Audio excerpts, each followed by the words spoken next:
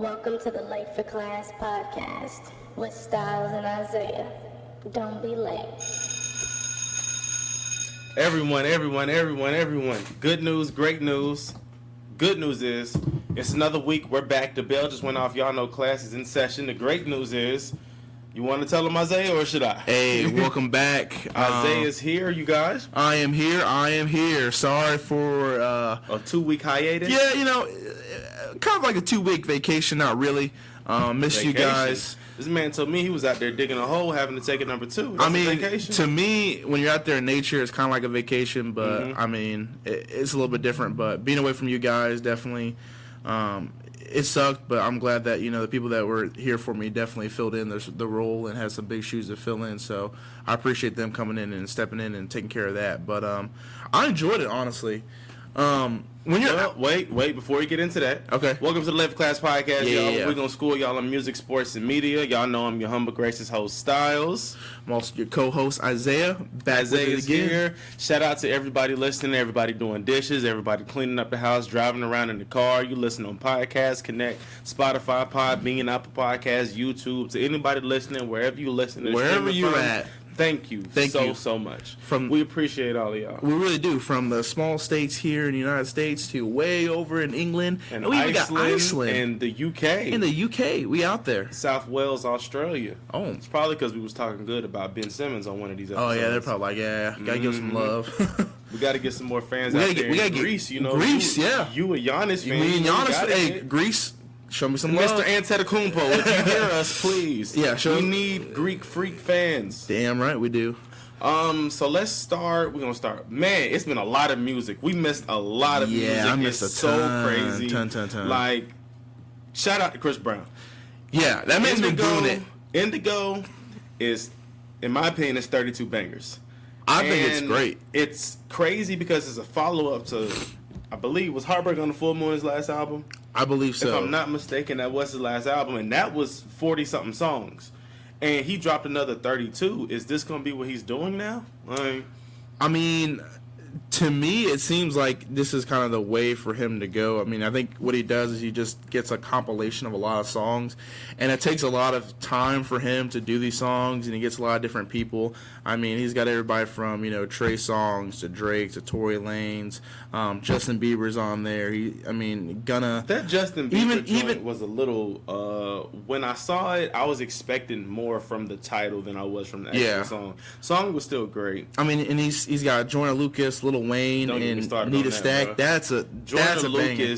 Joyner Lucas killed that song. Wayne killed that song. Wayne could have came harder, but Wayne did kill the song. Honestly, the album, I've got a lot of mixed reviews. A lot of people saying that they feel indifferent about it. Some people like it, some people don't. Mm-hmm. I think it's a banger. I think that he did really well. Like I said, I think he took a lot of time to, really make sure that it wasn't rushed. And I feel like artists nowadays really try to rush some of their stuff because it's like, oh, you're an artist, you've always been known for being on top. Like, you need to get this music out now. Mm-hmm. And I feel like Chris Brown just doesn't care. Like, he's solidified as one of the best artists around. And he doesn't have to sit there and rush out his, music. And I think that's what makes him a better artist for it. My next conversation. Uh-huh. Recently this Michael Jackson debate has been sparked. Oh, yes, with Justin Bieber posting that. And I haven't seen Justin Bieber post anything. What did he post? Well, he posted that he said that, like, and quote me if I'm wrong on this, but I'm pretty sure he posted saying that Chris Brown is the new Michael Jackson or the new King of Pop, stuff like that. Yeah, okay. Kind of thing like that. And something in that. Yeah, okay. Cool, yeah, something of that nature. So yeah, it's not too far off. I saw Joyner post something and was saying shout out, congratulations to Chris Brown or whatever. This generation's Michael Jackson or whatever it is, however you want to say it. I'm okay with it, but it's just, I saw somebody state Beyonce has surpassed Michael Jackson as far as the greatest to ever do it, and then you got Chris Brown over here. Everybody wanted to compare him to Michael Jackson or whatever it is. I've also heard once before, this is a while back, that somebody said Chris Brown to be bigger than Beyonce if he didn't beat Rihanna. But that's a joke for the ages. I mean, I think that the publicity that surrounded him with that kind of hurt his reputation for a while. Don't get me wrong. I mean, I don't hold that against him. I don't hold him against him. I mean, he's wrong, but he's still wrong, but he's grown as a person. Like, if you don't give somebody a chance to grow as a person, and like if you always focus on the negative, like he went to jail, he did his time, came out, and dropped that AO with Tiger. Yeah, and then boom, he was right back on his way back up top. And so I just like what he's doing right now. I mean, I think that he's got a real kind of like positive. Is he the Michael Jackson of this generation? If you want to go there, it's kind of hard to tell because it's just like he has good dance moves. He can dance. He can sing. He can rap. He can kind of do all those things that Michael Jackson like. But he Michael had that wall to wall video that was similar. Well, not similar, to but Thriller, pretty close. His version, of a vampire ish. I think that. As like a modern day, like I could see him as a modern day kind of like Michael Jackson, but then again, it's just like it's so hard to compare yourself or to say that you are a legend like that. You know, it's like hard to say like, oh, you're the Freddie Mercury of this generation. Well, or you're this, but it goes without being said. Chris Brown's going down as a legend. Oh yeah, like, of course, of his own. He's a legend, and if Chris Brown, I don't know, maybe I give him maybe somewhere between 2023 and 2025, he might hang it up. But that's still 3-4 more albums that we can get from him. Yeah, and I mean, he's as far as it goes, male R&B singers. Well, male R&B entertainers. I say entertainer because he can dance. Because Trey Songz can't dance, but I still give Trey Songz all the props he deserves. Yeah. But when it comes to male R&B entertainers, Chris Brown has surpassed the Omarions. Yep. He surpassed the Ushers, the Nellies, all of them. I mean, he's done it all, and I'll give him that. He is probably one of the best, if not the best, R&B entertainer that's out there. Period. Definitely. So, and longevity is key also. Yeah, that's true. Trey Songz is still here. Omarion is still here. Usher's working on another Confessions album right really? now. Yeah. They're all still here, but their discography of work, especially Omarion, and I'm not taking anything away from the man, but he had his little solo stint, but him and B2K broke up around the time that Run It and Yo Excuse Me Miss first, it came out and started popping for real. So Omarion, I'll put it like this. At that time, you had Mario, you had Omarion, you had Usher, you had Pretty Ricky, whether it was them or it was Pleasure P by himself. You had your Bobby Valentino, you had your Neo on the scene, and the Dream was doing music in front of the scenes as far as writing. And Chris Brown, all of them. Yep. Take all those names right now and look at who's still Chris Brown. Exactly. Yeah. And everybody else is still like doing songwriting, doing music, producing, recording. All they're doing, that's perfectly fine. But Chris Brown, in my opinion, as far as being out there in the media, he's still putting out his albums. He's writing his own music. He's putting his music out. It's hit music. It's not like he's just throwing out stuff now for just his fans to be like, oh, Chris Brown gave us music. He's putting out music that's still as bumping as his self-entitled debut album, Chris Brown. I agree.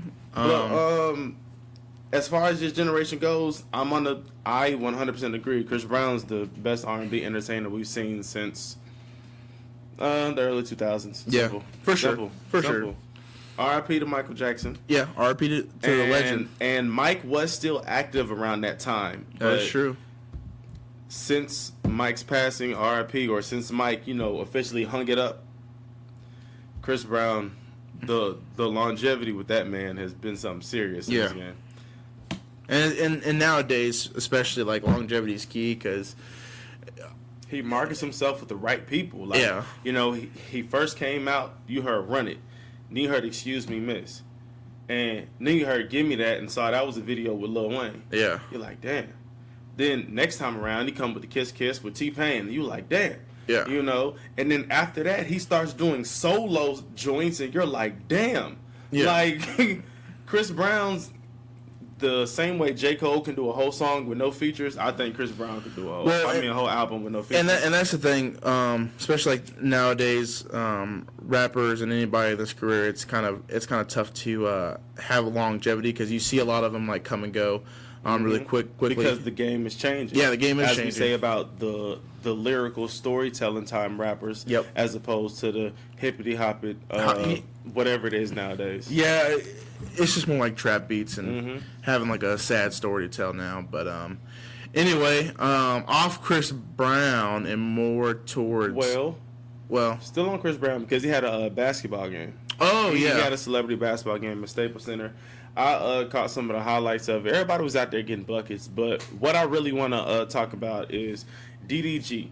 Anybody who knows DDG or watch YouTube knows DDG. And he's a YouTuber who ended up getting a record deal, and it's a lot of stuff. But he posted a video on his Instagram or whatever stating he calls out any rapper that's a basketball player. They trash. He better than any rapper, anything. Every time I was looking at the screen, this nigga had a layup and a couple of air balls. And you mean to tell me that this guy, and I'm thinking about rappers who actually, like J. Cole will give him the work. Like, J. Cole 2 Chainz will give him the man, look. look, he's calling out rappers. I'm like, you don't understand. Like, everybody has something else they're good at, not just this Quavo music can shit. ball too. Quavo? Yeah, Quavo can ball. Because I saw him get that MVP at the, what was it, the Celebrity game last Yeah, year? yeah. He can ball. He a baller. He can go out there and do it. And speaking of Quavo, while we still on music, I don't know if you heard the new joint Stripper Ball. Yeah, I did. Amigos. It's fun and cool. I want to be quoted on this podcast 11 minutes in stating, I'm tired of the Migos sound. You're tired of the Migos sound? I'm tired of the Migos sound. Well, they're here to stay for a while. I understand that. Yeah, they're going to be here for a while. I 100% understand that. But hearing Stripper Bowl, I'm just like, okay, I'm sick of it. I'm like, the way this song sounds all of the y'all same? songs sound like this. Yeah. Like, well, that's I don't know if I'm tired of Quavo's voice or what it is, because like Takeoff and Offset still have nice verses sometimes. They do. Quavo still has a nice verse sometimes. But every time I listen back to songs like I'm the One and whatever the other joint was with Chance, Justin Bieber and Quavo. What was it? Groceries? Fucking Groceries. What? No. The other joint that DJ Khaled dropped this year. He had I'm the One last year, and this year it was something about friends or something. I don't know what it was, but I listen back to those songs and I just don't want to hear Quavo's verse anymore. Like, I mean, that's just the Migos sound. So like they've changed a lot, and it's still a nice sound. yeah, it's like, it's so still you a nice won't sound, be but I hearing mean it's too much just more of me, you know. but I mean But, that's gonna be Migos for a while. I mean that's people like it, and they're gonna be loving that shit. They're gonna be eating it up. But speaking of music, still back on music. So Lil Nas X dropped an EP. That shit was good. That shit was really good. Panini was really good. Rodeo was really good. But the biggest thing, Closure in his album, talking about him coming out and being gay. And so I kind of just want to see, like, did you expect that from him, or did you think he was? Because he's basically been saying like all along that he's been gay. And then he was like, y'all just now catching on? Like, I've been, like, hitting at it this whole entire time. Like, you peep stuff, but you don't go off of stereotypes. Yeah. Like, I see majority of homosexual men doing this. I see Lil Nas X do this. I don't want to throw him in the basket right now. Yeah. That he's gay. But one thing that did stand out to me, which I'm with all the trendy, hypey shit that goes on. But the one earring, like long hanging type joint, like almost like a George Michael type vibe. Yeah, like I kind of was like, when Jordan did the hoop, it was one thing. Yeah, and then that only got cool just because Jordan, I don't even understand, because there's still folks out here wearing the hoop earring. Yeah, and I mean, hoop's not a bad look. I just do the studs. But as far as that little long chain joint he had, I was like, I don't think that's something exactly. A little sus, but not too bad. And also, Georgia being one of the states where homosexuality is such a major thing. Yeah. You know, and me being from Georgia, it's just crazy, because it's like, I wouldn't be surprised. Yeah. Well, came out the closet in the song Closure. was an amazing song. It was nice. What I'm upset about is the backlash he got behind it from, and everybody knows that people can be childish, people can be cruel, kids can be cruel. Yeah, and we all know this, but I don't agree. Like, if the album's nice, the album's nice, but I feel like there's a whole demographic of people who aren't gonna listen to his music anymore based off the simple fact that he said he was homosexual, which to me, first off, not knowing if he can put out a body of work that's as nice as his hit singles he put out was one thing. He put out a body of work that was, it's not the album of the year, but it's definitely not the worst album I'm gonna hear this year. I know that for a fact. So if he puts out good music, you listen to good music. But people judging him, criticizing him, saying they're not gonna listen to his music no more, they don't support faggots and stuff like this, all of that is wild, and that shit is for the birds. And it really, it really grinds my gears. It really grinds your gears, huh?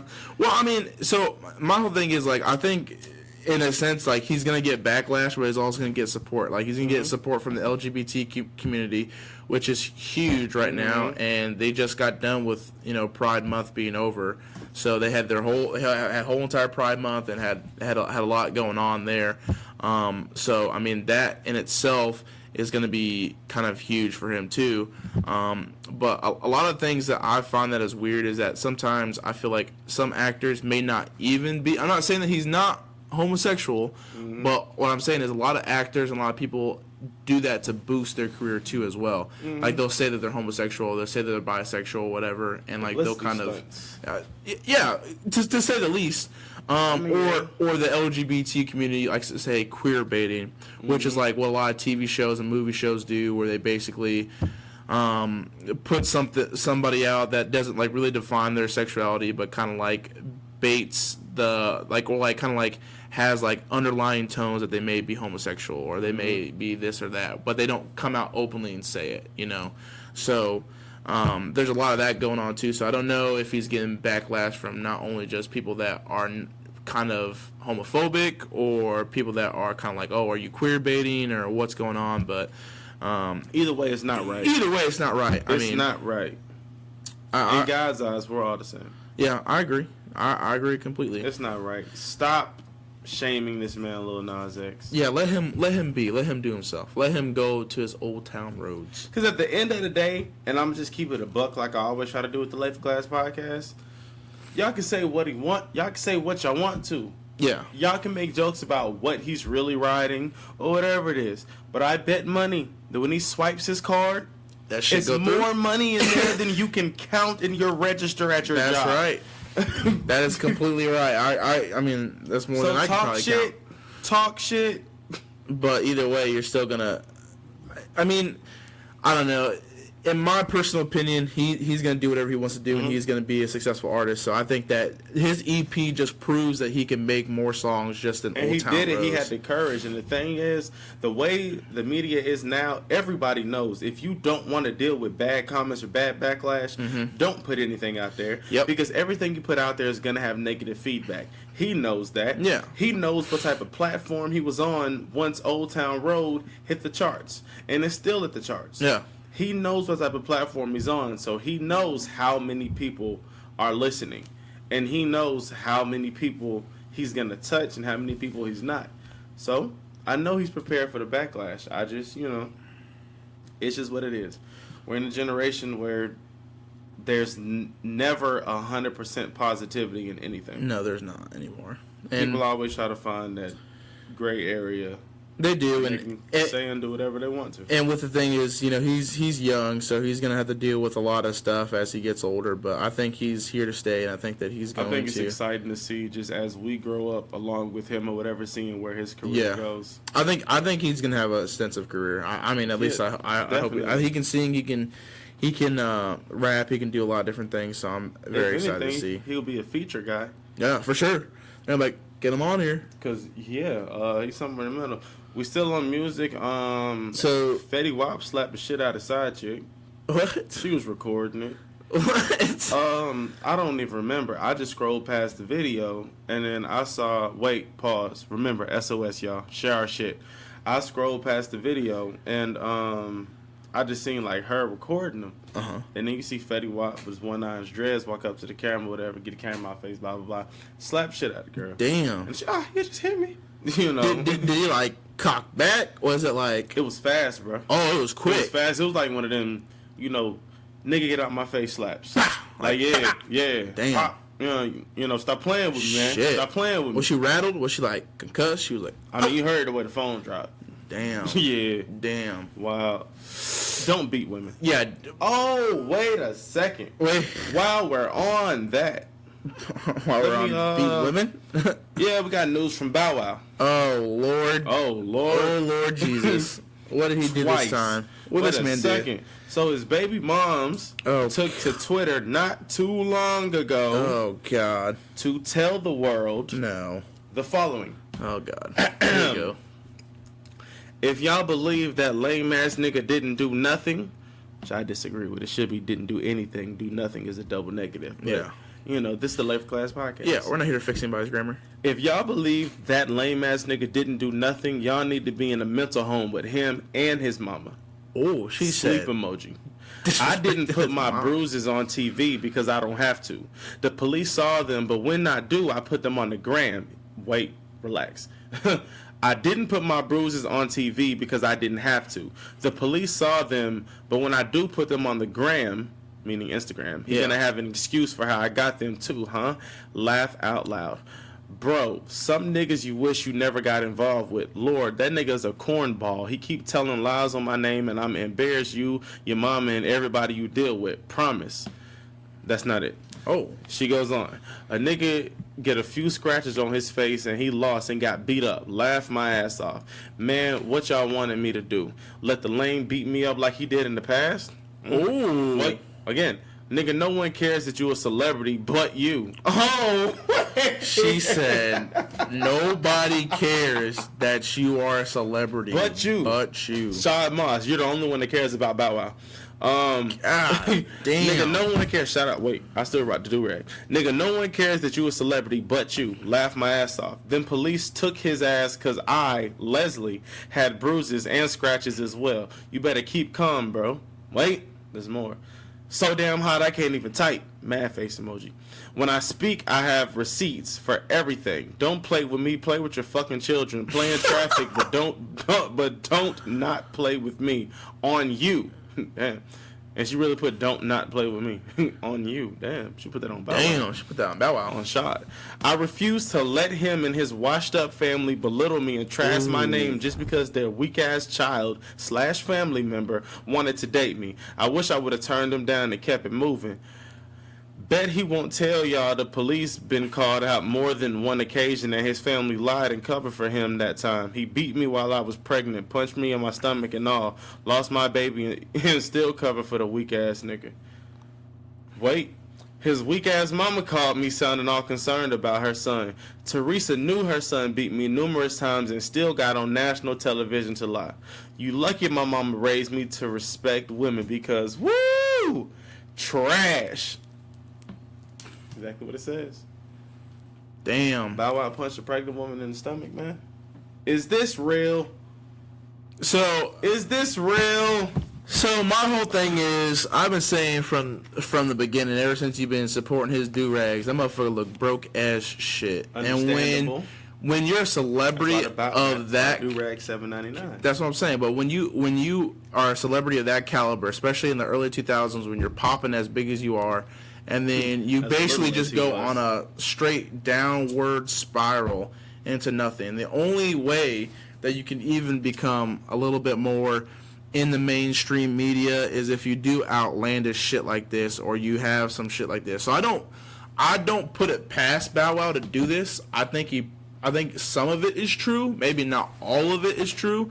But then again, I'm not Bow Wow. I'm not this girl. I don't know what did and did not go on. But I will tell you this: with his ass being as broke as he probably is, and as irrelevant as he is nowadays, I mean, when's the last time you've heard any rapper or anybody in the media really even bring up Bow Wow? I'll wait. Other than this shit altercation, not a lot. He was in Lottery. Lottery. That's it. I mean, that's what he had a little music stint where he dropped some song, but Nobody heard that shit. Like nothing major. Yeah, I nobody mean, heard it was that kind shit. of big for a second, just because he was like something with Chris Brown on the song. I don't know. And he's on Growing Up Hip Hop, but I'm not saying that to say he's relevant. I mean, Yeah. he's relevant because he's on Growing Up Hip Hop, which makes no sense to me because he's a grown ass man. Yeah. With his kids aren't like old enough for that. But nah. As far as dropping albums, as far as seeing music videos and stuff, I ain't seen nothing since nigga did the video with Jagged Edge. Yeah. He ain't been doing shit And for a Lord while. knows last time I heard from Jagged Edge. I used to love some Jagged Edge. Bro. Jagged Edge used to get down, bro. But I mean, like I said, people will say a lot of stuff. She may be saying some of this stuff just to get, you know, her kind of little 30 seconds of fame. But at the same time, like 30 seconds of fame from Bow Wow, really? Like, it ain't like he's that famous as he used to be. So like for her to kind of lie about this would be kind of crazy. But I mean, I don't know Bow Wow. I don't know if he's be beating women, and I don't know if he definitely be like punching women until they lose a child. Like that shit's kind of off the wall. She ain't gonna go all out like that on no bullshit. But you don't know. There's media whores out here. That's right. They be doing some crazy shit like staying that. in the lane of rappers and music. Rich the Kid has to pay child support. Ooh, $11,000 a month. Damn, that's a fuck ton of money. 11,000. How much of that money goes to the kid? I would say like maybe 1/16 of it, if that. All of it's going to her and her kind of lifestyle, because now she really don't have to work, because she's $11,000 a month. Like you're basically in a year you're making over $120,000 easily. 21. Until he's 21. I mean 18. 18. So he probably won't see a lot of that money. The baby mom will probably see a damn near majority. And the fucked up thing about it is that kid's probably going to be left in the fucking limelight, just like in the back, just like. But as he gets older, he probably be draped in the nicest stuff. Yeah. Like, that's just me in the mind of a mom getting $11,000 a month. Yeah. Like.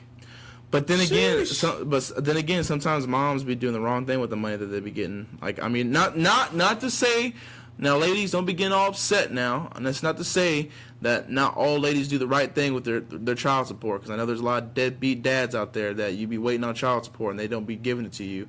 And I know that you're just trying to do the right thing. But there are some moms out there that be doing and be misplacing the money to the wrong people, and be spending it more on themselves and their kid, and then they kind of just like, I'll buy my kid like some rinky-dink shit and make sure he gets McDonald's for breakfast, lunch, and dinner, and he'll be all right. You know, like that type of shit. Ew. That's what I'm saying. Ew. And that's what I don't want to see, is this mother do that to her child. But, you know, when you come with $11,000 a month, and then you can basically have your own income on top of that. But do you think that a woman that's getting $11,000 a month is really going to want to work? No, exactly. And we don't know what type of women Rich the Kid mess with. Exactly. We know what type of guy Rich the Kid is, so we can imagine. Yeah, I mean, that's a fuck ton of money to be paying out every month. Yeah. God damn. You know she getting that check, though, every month. Just... I hope he getting that type of money every month. I hope so. I mean, I be seeing Rich the Kid mixtapes though. But Rich the Kid, I mean, he's been doing pretty well. I mean, he's done. I think he's at least got enough money in the bank to take care of himself and a kid for sure. I don't know about $11,000 a month, but I mean, shit. I mean, if Drake can do it, Rich the Kid can do it. I think his net worth sitting at about $2 million. Okay, yeah, he can do it. He can do it. Because that's like accumulating all areas of income and stuff like that. And I mean, you're gonna probably see more money flow in from other albums they might drop, or mixtapes, or videos that he's gonna be in. So yeah, I definitely see that Rich the Kid can definitely take care of $11,000 a month. But that shit's kind of ridiculous if you ask me. $11,000 a month. Yeah, $11,000 a month. Fuck out of here. She must have been living lavish, real lavish. But have you heard DJ Mustard's new album? No. Perfect 10? No. That shit's pretty goddamn good. It's got a lot of people on there, and it even has Nipsey Hussle at the end, which is the song R.I.P. Perfect 10. it's a good kind of homage to him, and it's good to see that Nipsey Hussle's kind of getting everywhere too, almost on everybody. Like he was on DJ Khaled's album. I mean, he's kind of just everywhere really. But Nav's on this, Migos are on this. The whole, I mean, his verses still live on, and I think there's somebody that's probably gonna drop something. They got a Nipsey verse that we still haven't heard. Yeah. And that album gonna drop something like later on this year, and it's just gonna be like boom, like man. He still got a fresh verse from Nip. Yeah. Somebody. Well, I mean, it's crazy to see how much people like even X.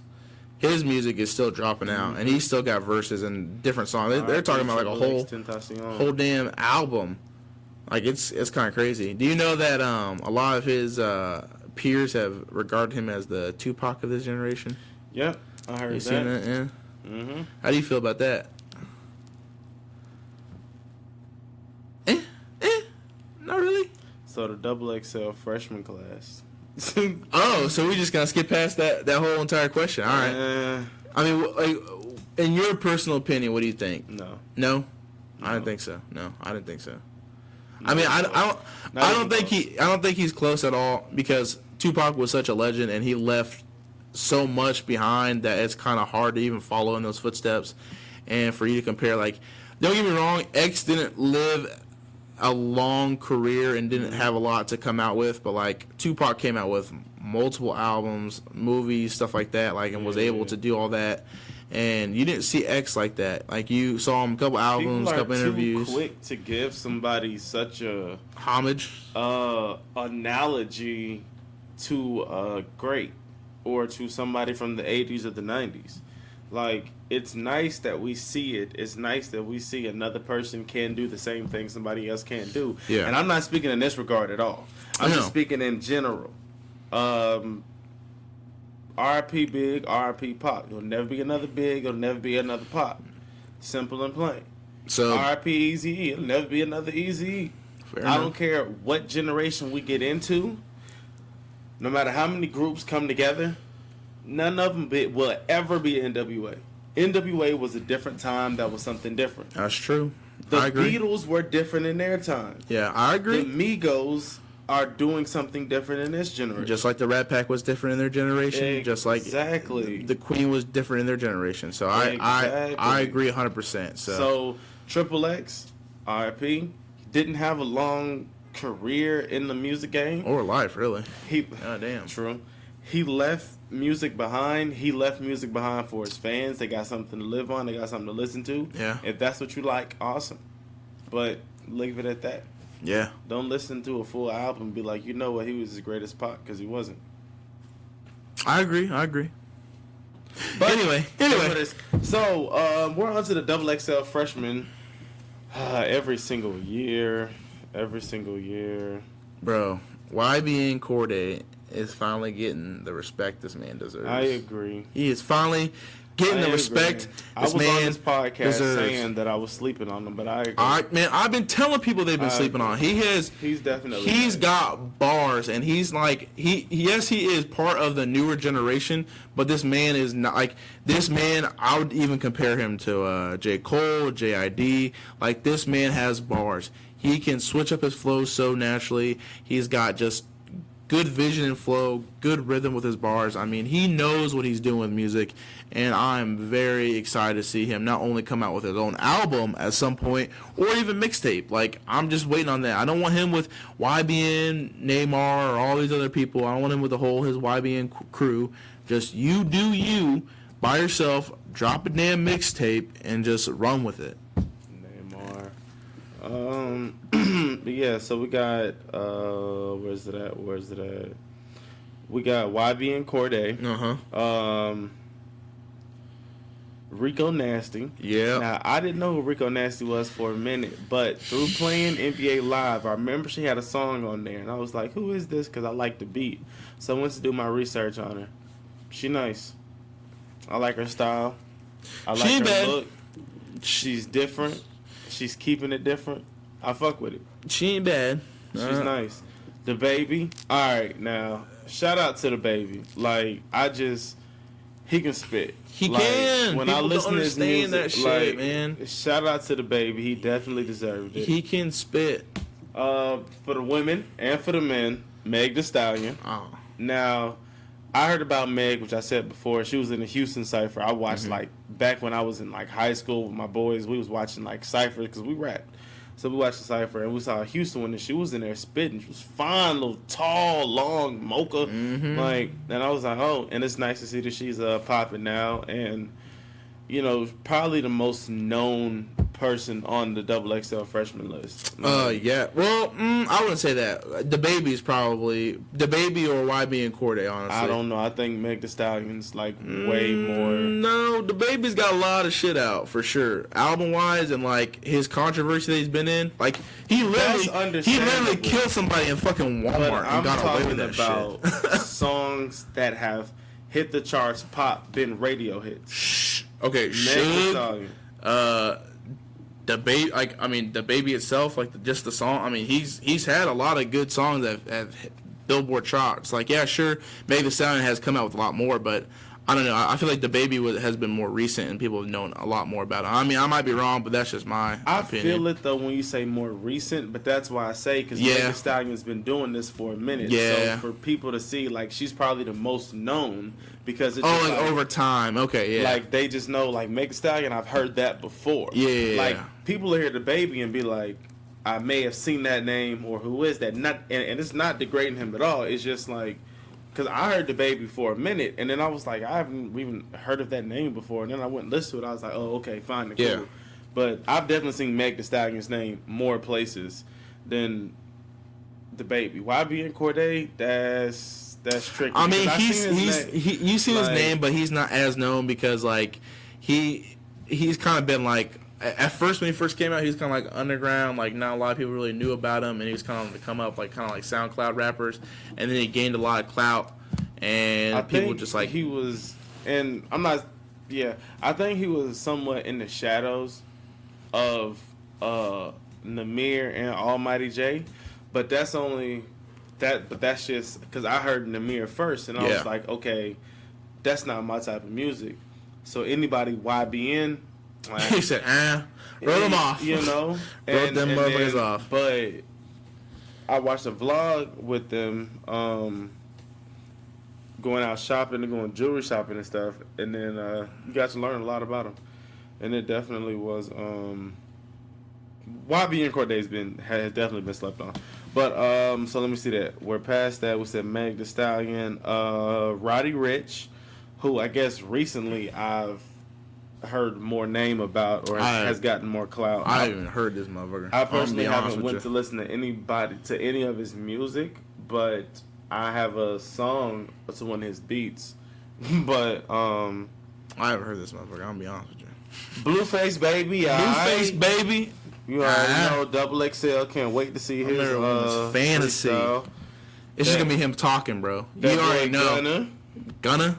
Okay. Not really slept on. A lot of people know Gunna, especially down in there. Yeah. Who I'm missing? Lil Mosey.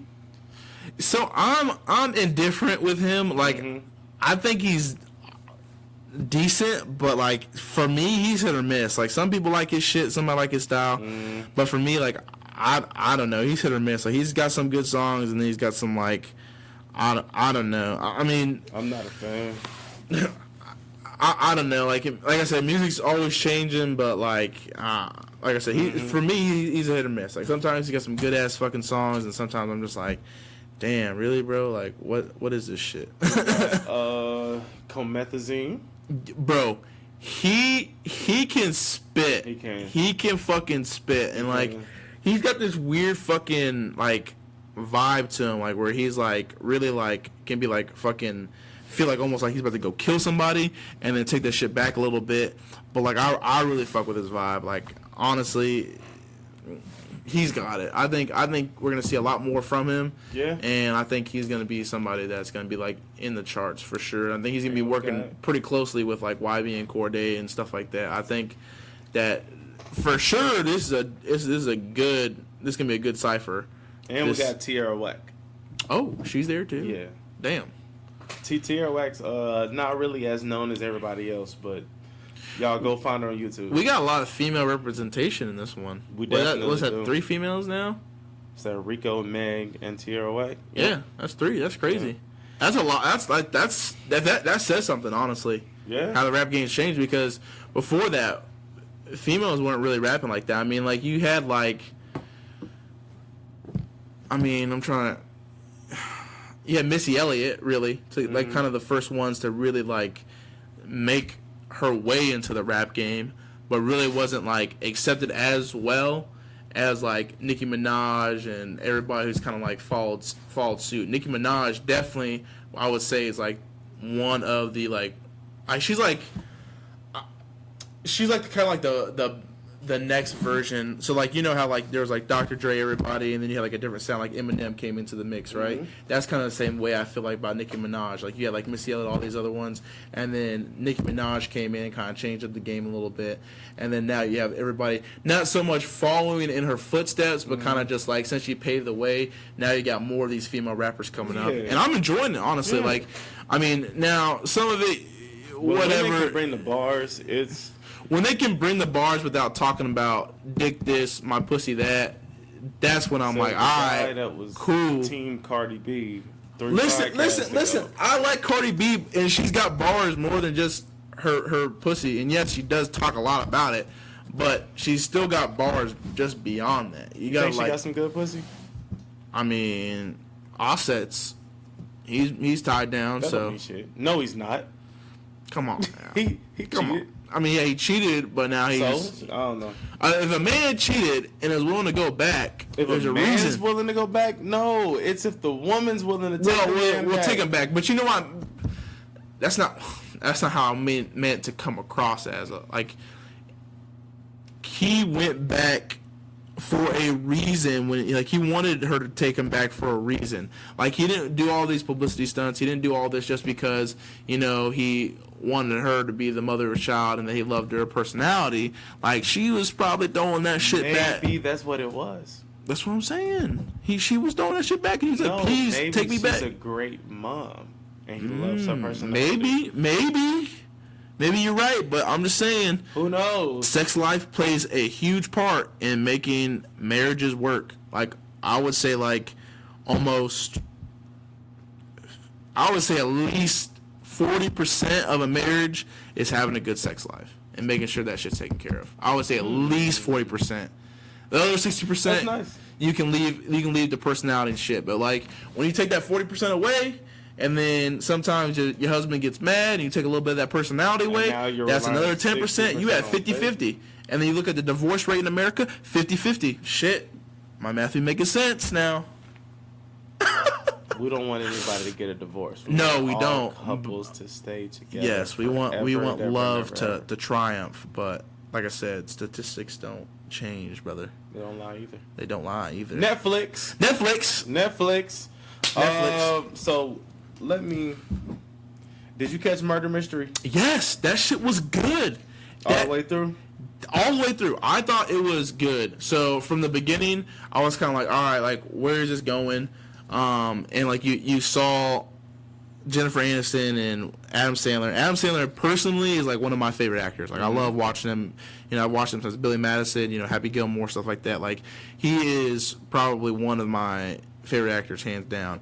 But, you know, when he pairs up with Jennifer Aniston, it's just like, I don't know, it's a good mix. It's just like good chemistry there, and it works. Honestly, it was funny, it was entertaining, and it was like different. Like, it wasn't just like, oh, the classic Jennifer Aniston or the classic, you know, Adam Sandler back at it again doing the same shit. Like, it felt like it was, you know, well polished, well thought out, and honestly, I liked it all the way through. And I think it had like a lot of suspense and a lot of comedy, still making it funny, but, you know, still kept you kind of guessing all the way through the end. And I enjoyed it thoroughly, honestly.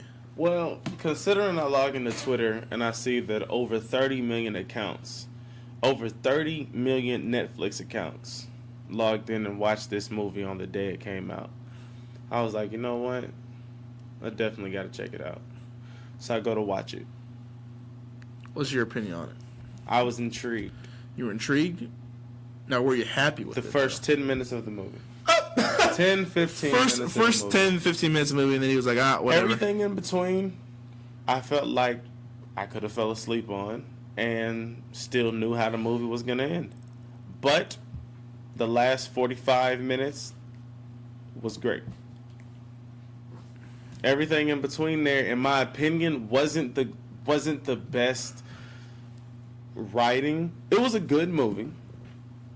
One of the best Adam Sandler films we've seen recently, considering he signed the 4-movie deal with Netflix. Have you not seen The Cobbler? Is that the shoe movie? Yes. That shit was good. In my personal opinion, that shit was really good. Well, what? That shit was good. Man, if any of our listeners have watched The goddamn Cobbler with Adam Sandler in it, please leave a comment telling me that you support this, because I know I'm not the only one, because that movie was fire. Talking about putting on shoes, talking about walking around as a dead corpse. Come on now. Who else is doing that? Who else is doing... And then he finds out the man... I ain't going to spoil it for people who haven't seen The Cobbler, but it's a good-ass movie. spoil it. Nobody wants to see I don't want... No, what are you talking about? People out there want to see it, man. If you haven't seen The Cobbler yet, go find it. It's out there on DVD. It's out there probably... Is it on Netflix? Possibly. It definitely is. Still on there. It's a good-ass movie. The movie was alright. Okay. Well, not The Cobbler. I'm talking about Murder Mystery. Oh, Murder Mystery. Murder Mystery was a good movie. Next up on my list to watch is that movie Beats on Netflix with Anthony Anderson. Beats. And it's about this kid whose sister gets shot and killed. Damn. And then he pretty much has like PTSD, but so he hasn't been to school in a couple of months. Mm-hmm.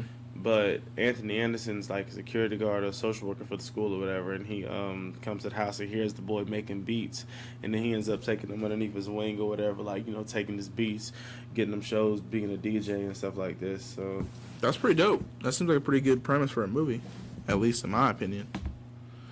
yeah, so that's gonna be my next watch and something I'm definitely gonna get into. Stranger Things coming out July 4th. You let them know. Listen, Speaking of July 4th, man, everybody going out on Independence Day, everybody listening to this, if you're listening to this on Independence Day, happy Independence Day. happy 4th of July. If you're listening to this before Independence Day, happy 4th of July. Happy 4th of July. And if you're listening to this after Independence Day, I hope you had a happy 4th of July. I really do. Also, make sure that you thank a veteran or thank somebody that has served, because a lot of this, I try not to talk about this as much as I'm sitting here in my uniform right now. I try not to talk about this as much, but a lot of our veterans and a lot of our people here have fought a lot for freedom, and freedom isn't free. And you know, the stuff that you see around every day, like, yeah, some stuff in America is bad, but it's not as bad as a lot of these other countries out there. I mean, I could take you to some places and it's pretty rough.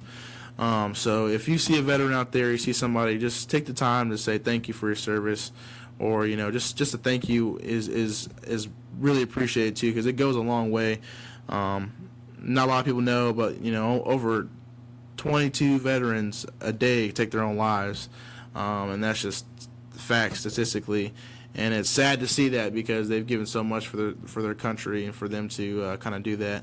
So, you know, on the 4th, you know, celebrating our Independence Day, make sure you think of veteran. You know, it goes a long way. Your boy here would definitely appreciate it for sure. But that's kind of just like my little quick PSA And there to you everybody. have it, ladies and gentlemen.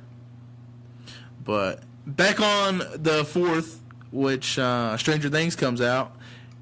It's going to be a good one. I've seen the trailer already, and I'm very excited. It's kind of crazy to see how they've kind of grown up. Mm-hmm. Like, if you watch, like, the first one, like, the first season of Stranger Things to now, season 3, like, it's like it's like night and day almost. Are they like seniors in high school now? No, they're not like senior in high school, but like it's like almost 3-4 year difference, and it's kind of like crazy how to see like the difference. Like when you see like Stranger Things 1, right, and you see a lot some of the actors from Stranger Things. Like I think like one of them was in It. Yeah. And you see kind of like his difference, and then like you see them now as they've gotten older. Like Millie Bobby Brown, she's been doing all sorts of different movies.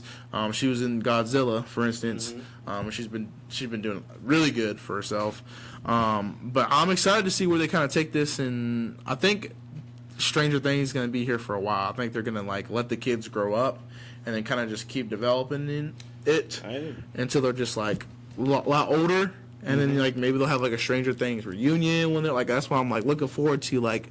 Split the details. You want this to be a 10, 12 season show. I hope so. Well, I mean, I could see it going to like 8 because like at that point, once they get older, they're gonna be like wanting to branch out and do their own thing for sure, and they don't want to be remembered just as the Stranger Things kids, you know. At least in my personal opinion, like if that was all my career was, like, oh, you're that one guy that plays this guy on Stranger Things. It's like, damn, like that's all you know me from, like shit. Like I had other movies, you know. When you're 38, you don't want to hear that. Yeah, that's what I'm saying. But yeah, I feel you. Because like a lot of these other kids like haven't really been in different movies. Like the kid that I think he like didn't have this Dustin, who plays Dustin, hasn't really been in a lot of movies. And I seen the black kid. Will hasn't before. Yeah, he's been in something else. Will hasn't really been in other movies. Really just Millie Bobby Brown and that other kid that has the love interest for 11. I can't remember his name for the. God dang, what's his name? I can't remember it, but he's been in a lot of different movies too. So it's kind of crazy to see kind of how they're just branching out. They're just getting better and better and better. So I'm very excited to see where it's going to go this 4th. So. Oh man, I zoned out for a second. What else do we have? NBA free agency. That's what we own. Damn. Boy, it's damn. It's done shook up. Done said like a little crazy. shake, a little bake. The sign and trade with the Nets, sending Kevin Durant to the Brooklyn Nets. Kyrie Irving to the Brooklyn Nets, and then D'Angelo Russell's on the Golden State Warriors as we speak. Jimmy Butler is kind of deciding. No, he's on the Miami. He's Miami Heat. Yeah, that's right. Jimmy's on the Miami Heat. Malcolm Brogdon, who I was thinking 100% would resign with the Milwaukee Bucks, actually went to Indiana. So that's a nice look because Indiana also picked up Jeremy Lamb, who I was pretty sure wasn't going to resign with the Hornets. But Pacers picking up Jeremy Lamb is an amazing pickup for that team because they lost Victor Oladipo last season due to injury, but they still remained as a top 4 seed in the West through majority of the season. So you get a healthy Victor Oladipo back who can 100% help you on the defensive end, as well as Jeremy Lamb stepping in. Malcolm Brogdon playing that point guard role would definitely be great. Milwaukee Bucks re-signed Chris Middleton, and they picked up Rolo, Thank the Lord. twin brother. Thank the They Lord. picked up Robin Lopez, so that definitely adds way more depth to their bench. So they're going to be looking great coming in next year. D Rose, Detroit Piston fans, I guess you got something to be happy about. Derrick Rose last year damn near had a 6 man of the year type of season. So maybe he's still in the time capsule and he'll be able to make something shake this year. But before Detroit does anything, they got to get rid of either Andre Drummond or Blake Griffin. Yeah. Because both them big men down there tonight, it's just not working. Okay, neither one of them shoot free throws. You need to get a stretch 4 or you need to get something. You need to get somebody. But yeah, the Brooklyn Nets, as of right now, because Kawhi Leonard still hasn't made a decision about where he's going to be signing. He's going to L.A. Yeah, to the Lakers, I believe. Because this morning I heard he ruled the Clippers out. Yeah. So and then it's between the Lakers and the Raptors. Yeah, he was saying that he had good talks with Magic Johnson over the phone. Yeah, and he went to the Lakers meeting, and the Lakers said they feel very happy after the meeting, but he promised the last sit down to be with Toronto. So when he gets back in to Toronto, he'll sit down with everybody up there, and then he'll make his mind up, and it'll be breaking news. And he'll have it. That's kind of crazy. I think that What? LA is going to have a lot of Pressure. But I think they're going to have a lot of good people. Like if Kawhi comes down, they'll have Anthony Davis, LeBron James, Kuzma. But when you're looking at like bench wise, they kind of got rid of most of their bench. Yeah, they don't have anybody. They kind of traded They really everything have, like, away. 2 players on payroll right now. That's what I'm saying. It's kind of 3 like maybe. But yeah, they don't have a bench, and that's what's going to kill them because they're waiting on Kawhi. Everybody's getting taken off the market.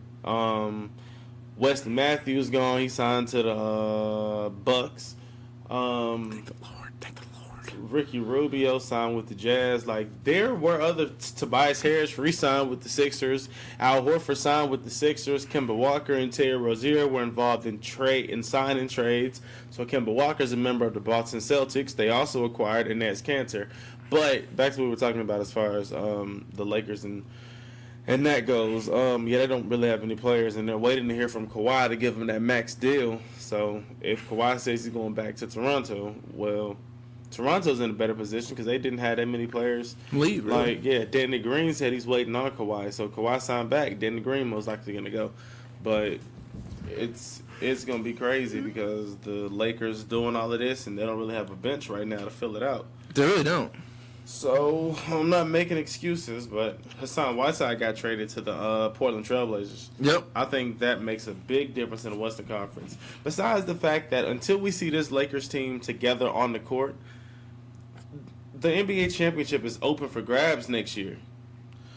I mean, Tell me one team outside of possibly the Philadelphia 76ers, because they still look really good. Tell me who you believe is just a clear walk to the NBA Finals next year. the Bucks. No. You don't think so? No. Why? Hell no. Why? Because why? Philadelphia. No. Philly has an amazing team. No. Their team is good. Yes, I will give you that. But They lost Jimmy Butler, boo-hoo, but they added Al Horford and re-signed Tobias Harris, who's a borderline all-star player anyway. I believe right now the Philadelphia 76ers probably had the best roster, the best on-paper roster. okay.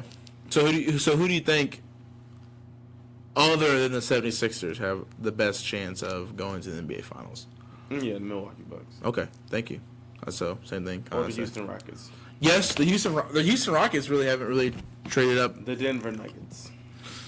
Yeah. The Portland Trailblazers. Yeah. The Atlanta Hawks. Yeah. Well, I think it's up for grabs next year. Not really as far as the Atlanta Hawks go. The Knicks lost. The Knicks lost free agency. yeah, they got They messed Knicks up. lost everything. They messed up. They tanked the season for Zion. Yep. Who got Zion? The Pelicans. Not the Knicks. Damn right. The Knicks had the max money for 2 stars. Mm-hmm. How many? 2. 2. And they wanted Kyrie Irving and Kevin Durant. And you know who got They him? were positive. Who got him? The Brooklyn Nets. You mean the team that's, what, from what I hear, 20 minutes, depending on traffic, 20 minutes away from the New York Knicks? Okay. Okay. So Brooklyn and New York aren't that far away from each other. Not really. Okay. And you mean to tell me that the mecca of basketball, like when you think basketball, you think New York. Yeah. You think New York Knicks. You think Madison Square Garden.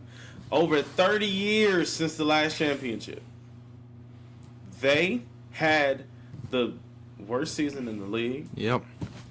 They cleared the books so they could spend money on 2 superstars as well as possibly get the best player in the draft. And they didn't get any of the 3. That's sad. That is very sad. It's because they didn't want to offer Kevin Durant the max due to the injury, which I understand. It's kind of a safety net for them too, because I understand. I mean, you got to look at it from their perspective, because, like, I mean, yeah, they could have offered him the max, and then if he would have went, Kyrie probably would have most likely followed Kevin Durant no matter where he was going. Yeah. So, Because what I heard is they were talking about this since the season before last. oh wow, Like, I really want to be a fly on the wall during that conversation. yeah, like Kevin Durant and Kyrie Irving, like, that's crazy. Like, what is it? Is it? This is how I think it went. I think the conversation happened maybe in the off season, Okay. and it was, you know what? Kevin Durant say something like, I don't really like he doesn't want to have to play against LeBron into the NBA Finals. Mm-hmm. So if LeBron comes to the West, I'm going to come to the East. And then Kyrie's just like, well, I don't really have that much love for LeBron anymore either. So how about let's team up? If you come to the East, I'll come somewhere with you in the East, and let's team up and let's beat him together since he'll be in the West. Because Golden State won't be as relevant anymore, Kevin Durant, because he won't be there. Okay. How about we do that? I can see that kind of being their conversation topic, because Let's I think team up and stop the LeBron legacy.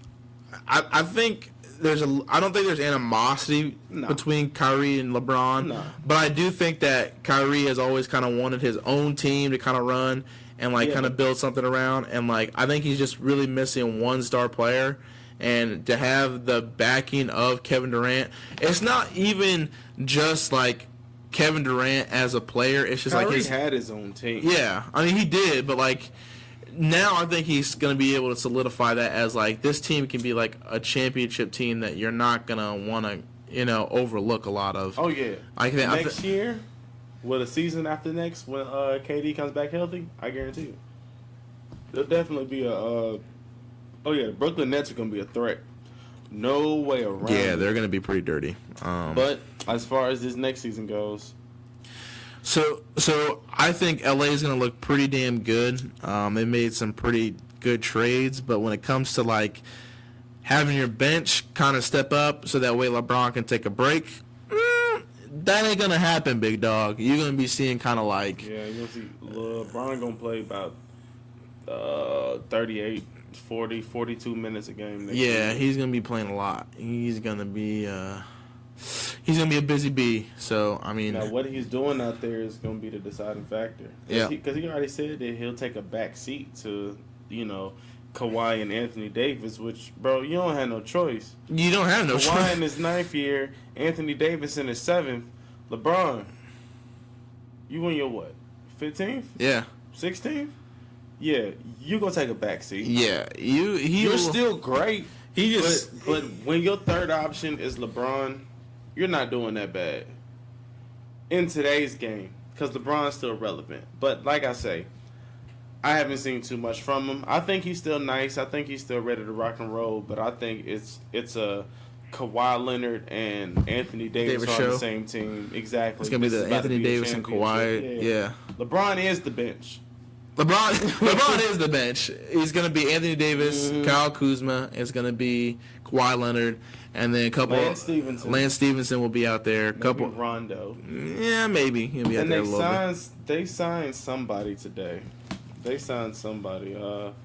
But who knows? But yeah, free agency has shook up, and it's still more to come because we're still waiting on Kawhi Leonard. The summer league has jumped off, so these young Bulls are looking nice. Yep. And I'm just ready for the rookie class to take over. So my question to you is, who do you think is going to have a better transition, Zion Williams or R.J. Barrett? Because I feel like R.J. Barrett is going to have a better transition into the league than Zion Williams. I'm not a big R.J. fan. He can ball, though. That man can ball. And I think that he's going to transition a lot better because I think Zion's so used to bullying people and just outmaneuvering and being bigger than most of these people. Mm-hmm. And then when he meets, it's like the same thing when young quarterbacks come to the NFL, right? They think that they can just run on these guys and that they're gonna have all this time and the pressure. Mm-hmm. But then when you meet, defensive ends, you meet linebackers that are just as fast as you, if not faster, coming at you with a lot of pressure. You're like, damn, okay, this is not college. This is not what I'm kind of used to. These slower players coming at me. Mm-hmm. Same thing with Zion. He's a big guy, don't get me wrong, but there's a lot of guys that are bigger than him and are going to be like, hey, what's up? You think you can just bully people? You ain't going to be able to bully me. I think RJ, I don't know. It just depends on what the Knicks do. It depends on where the Knicks place him, what option he is for the Knicks. It depends on a lot of shit. But it's easier transition between those two. I can agree with you with RJ. Okay, but I still think John Moran is the best player in this draft. The best player in this draft, in my opinion. Damn. Really? What makes you say that? Man, college players don't average double doubles.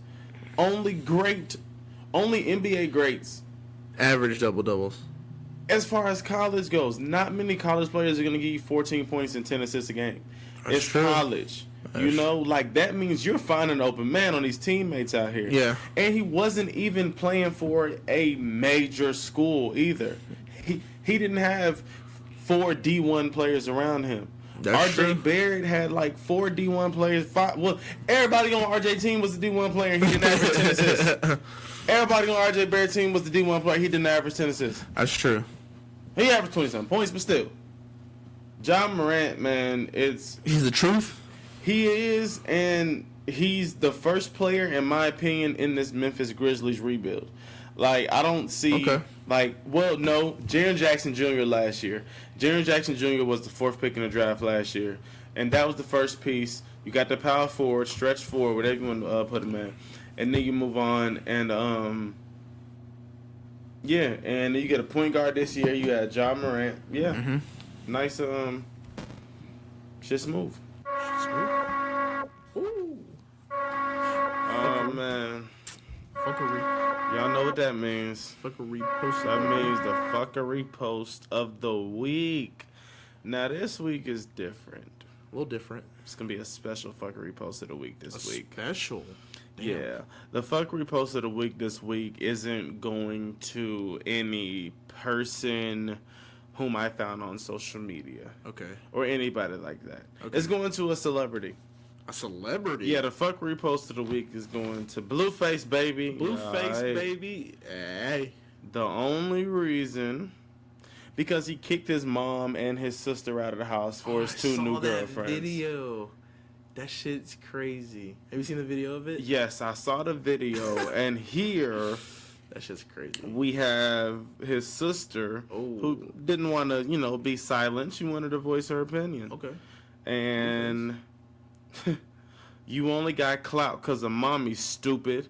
How you think you got here? Saddest thing is she paid all those studio sessions when you was living in your car. She deserved all the clout. Run her shit up at, and then I guess she at her mother.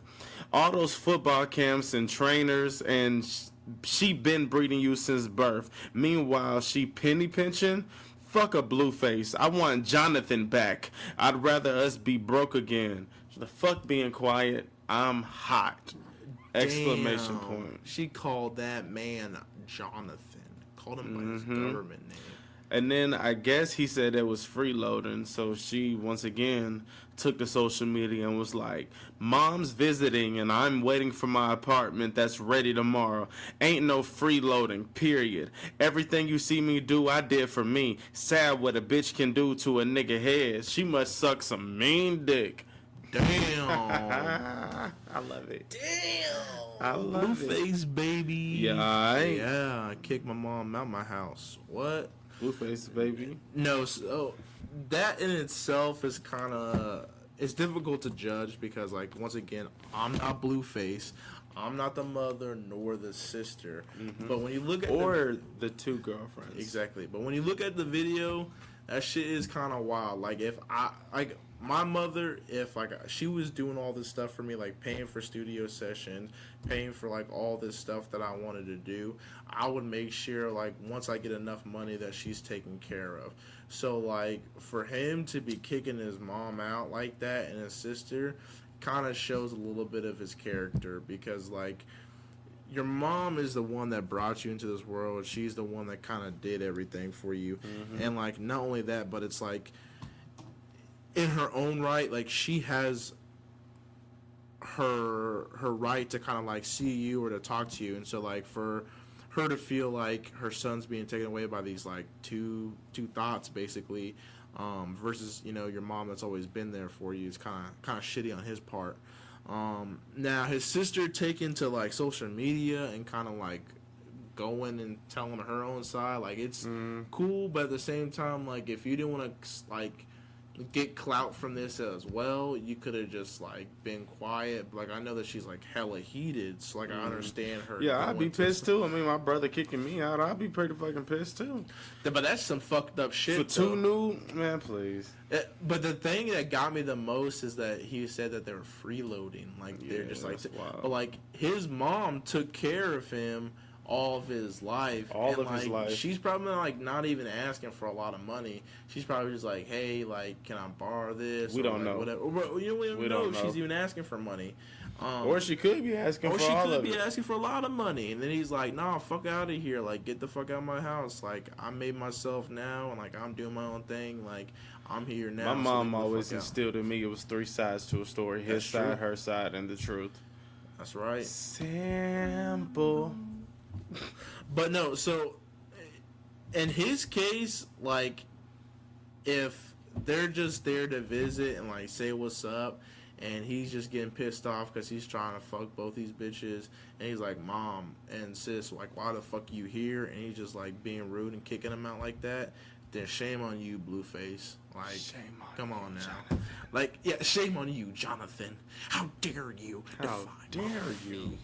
For like, 2 new that shit's bitches. funny as fuck. She said they must have sucked a good mean dick. And with that being said, y'all, that's our fuckery post of the week. Going out to Blueface, baby. Blueface, baby. Yeah, right? Yeah. Shout out to him on the XXL. You think we gonna bring that shit? XXL. Yeah, they're gonna have to. They're gonna be like, I don't see why not. They're gonna bring him backstage, be like, Blueface, we saw the video of you kicking your mom out. And now, Jonathan, that's just not. In order to see if you're a real lyricist, you have to write your full XXL freshman freestyle about that. About that, and like, kick my mom out of the house. And we need the bars. Anybody seen the new JUMANJI trailer? Hey, I did. That shit is lit. I think, honestly, I don't know if I'm gonna like The Rock trying to be like an older, like, almost like being Italian. Danny DeVito. Yeah, like, I don't know if I'm gonna like that kind of style from him because Danny DeVito. Look at my high ass. Yeah. Well, like, he's gonna be like talking in that kind of accent. It's like, for me, it's like a little bit weird. And then like they got Kevin Hart as like an old black dude, Danny which Glover. is like, still it's good, but it's like, I don't know. It's like you're watching like a new age movie. I'm not on board. And it's like you got these 2 old ass men like in these new age bodies, and it's just like I'm watching like a senior citizen show in like a kid's body. I don't know how I feel about it. Like, I don't know if it's gonna be good or worse or what's gonna happen. Excited for. I do want to say R.I.P to the Los Angeles Angels pitcher Tyler Skaggs. Yeah, I heard about that. Who was found dead in a hotel. Tyler Skaggs was 27 years old, man. That's crazy. And they said that he just like he pitched like the night before and was fine. Went to his hotel room and was just he's found dead in a Texas hotel room. And like they say that there's no foul play involved. So it's like, did he die of just like a heart attack or natural? Like what? Like why? How do you die at 27 like that? Like that's just, to me, that's crazy. Like especially like being an MLB player. Like, you know, you're supposed to be like healthy and shape. I mean, he was in shape guy too. So like I just don't understand. That's just sad. 27 years old. R.I.P. Yeah, R.I.P. man. Our condolences go out to his family and everything. And the Los Angeles Angels baseball team. Yeah, I know they're grieving right now. They said that they didn't play the game that next day. I don't think so. That's crazy. It really is crazy, and it shows you once again, folks, that your sand of time is not endless, and all things must come to an end. Yeah. And it does, and you never know. That's one way to look at it. You never know when it's gonna happen either. But I just had something I was thinking about. What's it? I don't know. We could talk about my trip out there. Definitely. Out there about in AT. So AT, for all you folks out there, any of my National Guardsmen out there, you already know what AT is about. Annual training. It's this 2-week period. Sometimes it can be extended a little bit longer. Sometimes it can be a little bit shorter. Usually it's about 2 weeks. Mine's about 17 days. Basically all it is just annual training, going back over your job and making sure that you have the right qualifications, going over through marksmanship, stuff like that. Going through, for me, it was mortars. So, you know, you saw the Snapchats in the video of me shooting the cannons and stuff like that. And it was a lot of fun out there. For me, I like it because it's kind of like, it lets me kind of like test a little bit of like how well I would survive out in the woods. Mm-hmm. So the first 8 days we were out there, we basically just slept out in tents. You know, we dug holes to take shits in. You know, we really nitty gritty stuff. Didn't take showers for 8 days. Just, you know, use baby wipes, stuff like that. You know, we're out there sweating in the heat. You know, it was like 90 degrees almost every day out there in Arkansas. It was raining some days, so some days it'd be wet. Some days you wake up, it'd be like 60 degrees, so it'd be super cold because it was really humid out there. So, you're like trying to like make everything work. But it was really nice to be out there. It was really very, very quiet. We like sat by Potato Hill, they call it. And it's just such a beautiful sight. You can kind of see everything out there. A lot of wildlife out there, tarantulas, scorpions, deer out there, coyotes are out there. I did not get bit. I had enough bug spray to last me years, so I wasn't playing no game with no spiders or no mosquitoes, nothing like that. So I mean, I got bit a few times with mosquitoes and some chiggers and stuff like that. So you was prepared. So what was the newbies out there like? Did they bring the bug spray? Was they God, ready? Man! Was they ready to dig a hole and take number 2? No. So when I first dug my hole and they're like, "Oh, what are you doing?" And I was like, "I'm taking a shit, man." Like they were looking at me like, "Wait, what? You mean there's no porta potties? There's no toilets out here?" I'm like, "No, man. Like we're out here for 8 days. We're gonna be grinding, man. So you need to be ready for that." And he's like, "Well, where do I go?" I'm like, "Best spot is a tree because at least you got something to hold on to and kind of like brace yourself against, because like taking a shit standing up and like squatting over is a lot harder than it looks, and it's a lot harder than you think, and especially like getting in the hole. So, you know, having a tree to kind of like brace yourself up against, like it helps out a ton. It really does. Not only that, but some of them only brought like 5 pairs of socks. I brought like 16 pairs. Like I was not going a day without changing my socks. Some of them brought like 3 pairs of shirts. I was bringing like 10, 11 pairs of shirts. Some of those shirts I was wearing 2 days in a row, 3 days in a row sometimes. Yeah, I was ready. These kids like didn't bring bug spray. Some of them didn't bring toothpaste and a toothbrush. And I was like, "You ain't gonna brush your teeth for 17 days? Like goddamn! Like did your mom not teach you like how to take care of yourself?" Some of them didn't bring like stuff to shave with, because like even though we're out in the field, we're still expected to shave. It was kind of crazy to see them, but they learned a lot. I taught them kind of a lot of different stuff. I also got an award when I was out there. I got a MOCOM, so it's kind of like the Missouri. Congratulations, man. Thank you. At least I got a little doing something right. Doing something right. Yeah. I thought I was doing a little something right. That's what I'm talking about. But it was really good training, man. Now you want to explain what the award is for, what it represents? So the MOCOM is just one underneath the Army Achievement Medal. So the Army Achievement Medal is given out like with like deployments, very outstanding. So the MOCOM is like the Missouri recognition of like your hard efforts and your hard stuff. Like you get a ribbon for it, and then you get like this little piece of paper that basically says that the battalion commander has recognized like your hard efforts and has signed off on it and has, you know, looked through what you've done. Your squad leader basically gives you like bullet points and saying like, okay, this is what you did, like point 1, point 2. I had like 5 different points, and it was like pretty extensive, like what I did right. And then like your squad leader sees it, your platoon sergeant sees it, and then your first sergeant sees it, and then it goes up to your company commander. Then your company commander takes it up to your battalion commander, and then he signs off on it. So it's like a big ordeal. And it's nice to get recognized in front of the whole company. So it's really cool to kind of see that. And it kind of just like lets me know that I'm doing a good job, and it's kind of the reason why I kind of do it too. You know, not for so much for the recognition, but like when I see the bullet points of like what I did right and who I helped along the way, and like some of the newer guys coming up to my team leader saying, "Damn, like he knows a lot about this stuff. Like I learned a lot about him. Like I learned a lot about like what I'm doing in my job, and like being knowledgeable about like your job, and it just it lets me know that I'm doing at least something right. You know, like I'm not all messed up, but it was good, man. And then we came back for a little bit, took like a shower and washed our clothes for one day, and then went back out to the field for the rest of the time. And then I came back, and man, I'll tell you what, like being out in the sun, being in the heat, out there sweating, and just sleeping some days, sleeping for like 3 hours some days, most of the days just sleeping for 3 hours, and then going to like sleeping in for like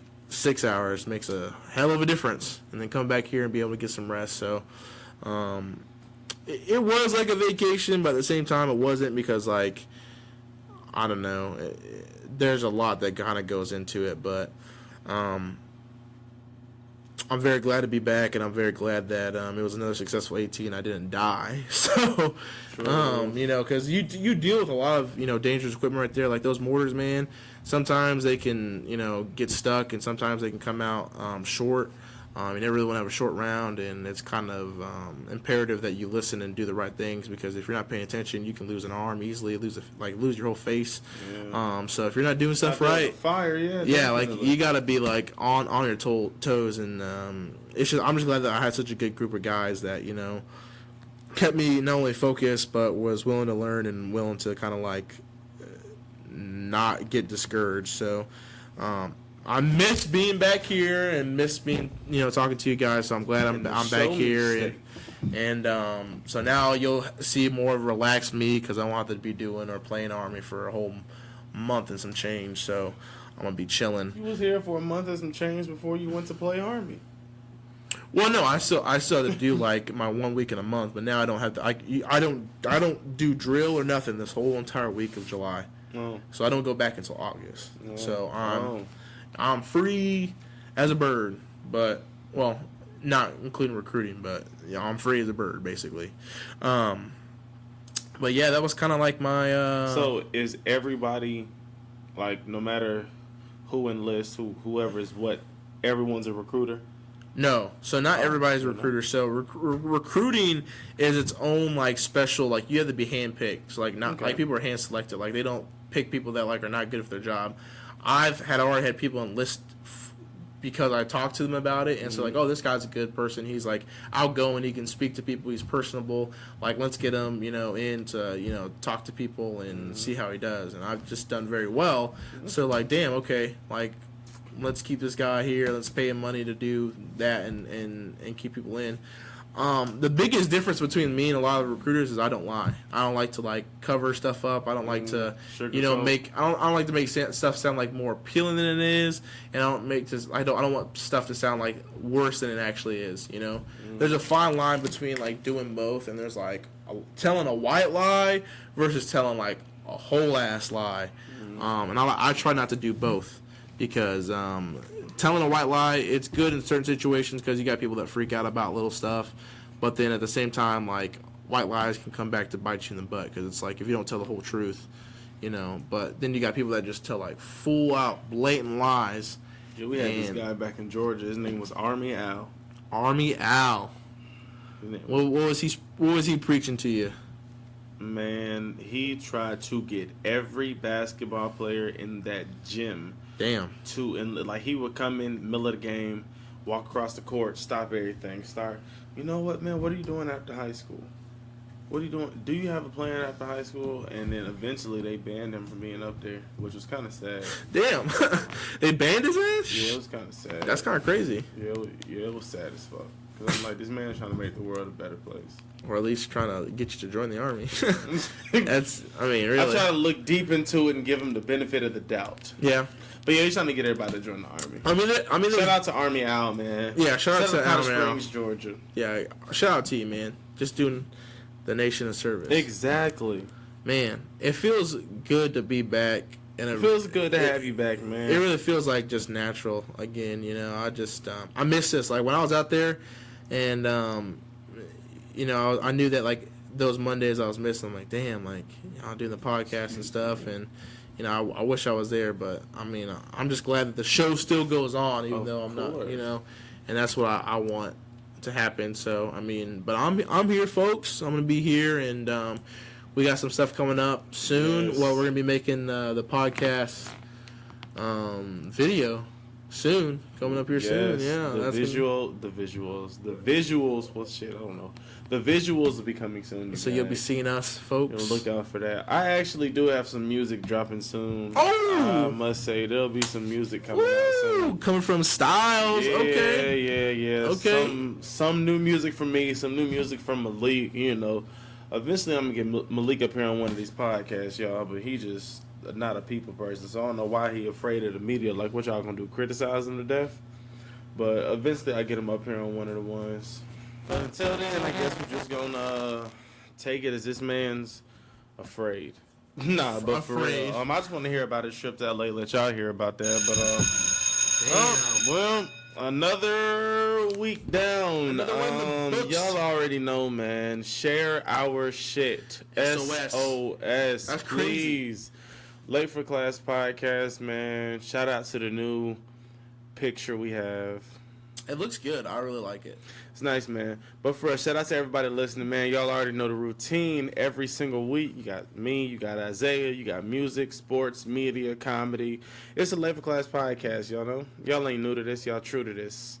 Damn. It's Late for Class podcast, man. Don't be late.